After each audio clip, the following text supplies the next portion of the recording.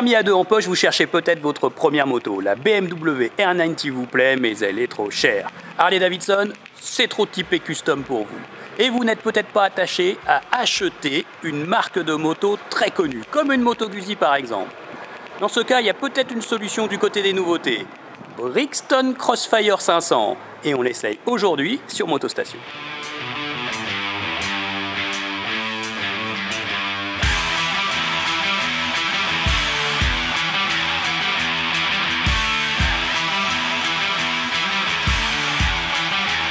Pas vraiment néo-rétro, mais pas du tout manga non plus, cette Brixton Crossfire 500. Elle s'inspire davantage des Husqvarnas Vartpilen et Vitpilen. Et pour cause, cette Brixton est issue du groupe KSR, qui est également autrichien.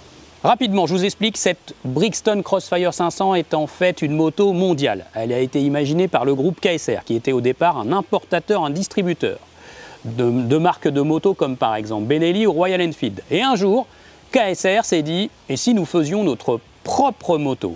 Et c'est comme ça que la marque Brixton est née. Alors au tout début, c'était avec des 125 et 250 assemblés en Chine et avec une technologie moteur plutôt obsolète. Mais là, on passe aux choses sérieuses avec cette moto moderne, construite avec des matériaux davantage de qualité et une technologie bien plus actuelle. Évidemment, ça ne vous aura pas échappé si vous regardez de près ce moteur et que vous connaissez la production moto actuelle. Ce bicylindre vertical ressemble quand même beaucoup au bicylindre de la plateforme Honda 500.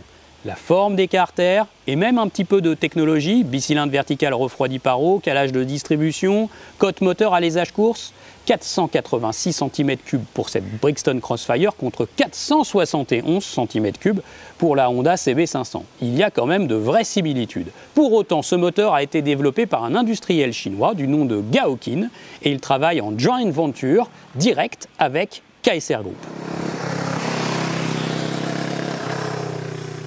A noter malgré tout que ce moteur est déjà un petit peu en avance côté dépollution puisqu'il comporte 2 sondes lambda contre une chez Honda et des sondes lambda implantées très haut dans les collecteurs comme dans tous les moteurs modernes qui sont déjà homologués Euro 5.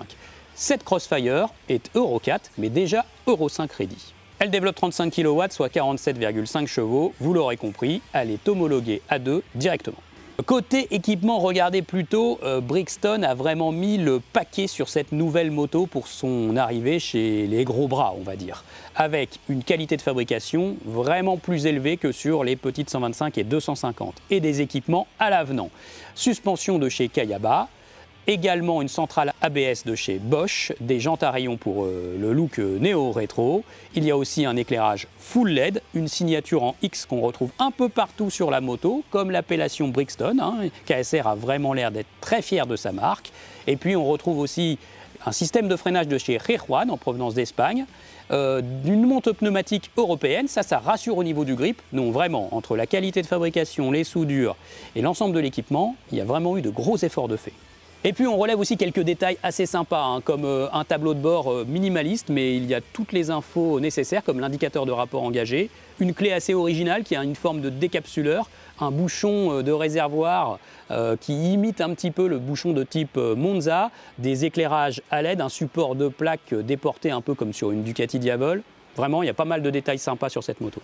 Alors ce moteur finalement, comment il se comporte? Eh bien il rappelle plutôt les moteurs de la génération ER6N ou Z650 pour les premières générations de chez Kawasaki, parce qu'il cogne un peu plus que le moteur Honda. Son comportement d'injection est aussi un peu moins fluide, c'est un peu moins bien qu'une injection K-In ou PGM F1 de chez Honda. Là, l'injection Delphi chinoise est un peu moins fluide à la remise des gaz par exemple.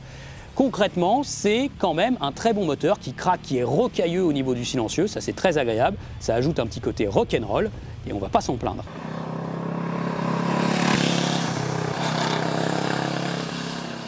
Point de vibration pour ce moteur, même à 130 km/h et 6500 tours minute sur l'autoroute où il tourne un peu plus vite, préférez plutôt 110-120 pour retrouver du confort et de l'agrément, mais même à cette vitesse, les rétros ne vibrent absolument pas.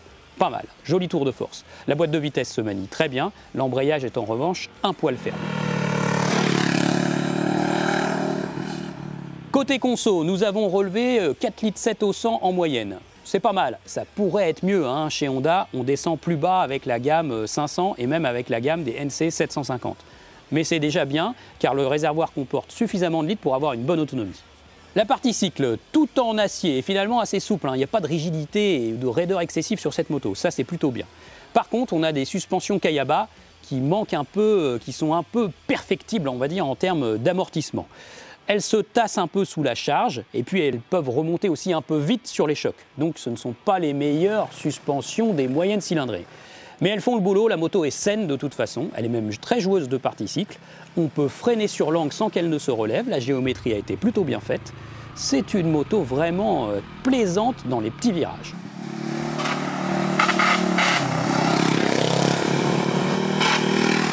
Le freinage, il est puissant, c'est sûr. Rejuan a mis le paquet, étrier de frein avant radial, Durit Aviation, il y a de la puissance à revendre. En revanche, c'est vrai que le feeling pourrait être meilleur, notamment quand on cherche à avoir un freinage croissant, graduel au niveau du levier de frein. On a trouvé meilleur chez les Japonais avec Nissin par exemple, mais c'est quand même déjà pas mal.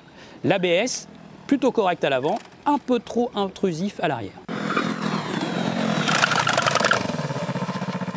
Côté confort, eh bien on l'a vu, les suspensions peuvent avouer leurs limites un peu sur les petits pavés. Mais sinon, c'est quand même satisfaisant en usage général. La selle, par contre, elle est trop ferme. Passé 150 km, on commence à avoir un peu mal à l'arrière-train. Alors, bilan contrasté pour cette Brixton 500 avec toutes ces petites imperfections? Eh bien, pas tant que ça, figurez-vous, puisque l'ensemble s'avère cohérent, homogène. La moto est plutôt bien équipée, elle est valorisante. Et puis elle est maniable en ville, elle est aussi très fun sur les petites routes. Donc elle est très plaisante finalement à piloter. C'est vraiment une bonne surprise au quotidien, comme en balade. Et puis son moteur, il a du caractère, une belle sonorité. Il n'est pas mièvre. Et ça c'est de bon augure, parce que souvent les moteurs qui approchent d'Euro 5 deviennent bien fades. Là, ce n'est pas le cas. À l'approche de 2021, il va falloir s'habituer à l'arrivée de ces nouvelles marques de motos. Vosges ou Vosger, je ne sais pas exactement comment on dit. Brixton, les Benelli qui sont faites maintenant par Qiangyang, un industriel chinois. Vraiment, il y a toutes ces nouvelles marques émergentes qui vont arriver en Europe, donc il faut qu'on s'habitue à les voir et à les croiser de plus en plus. Là, l'arrivée de Brixton chez les gros bras, c'est vraiment pas mal. Et à 5 999 €, c'est plutôt bien placé. De là à dire que Brixton est sur la voie du succès, il n'y a qu'un pas.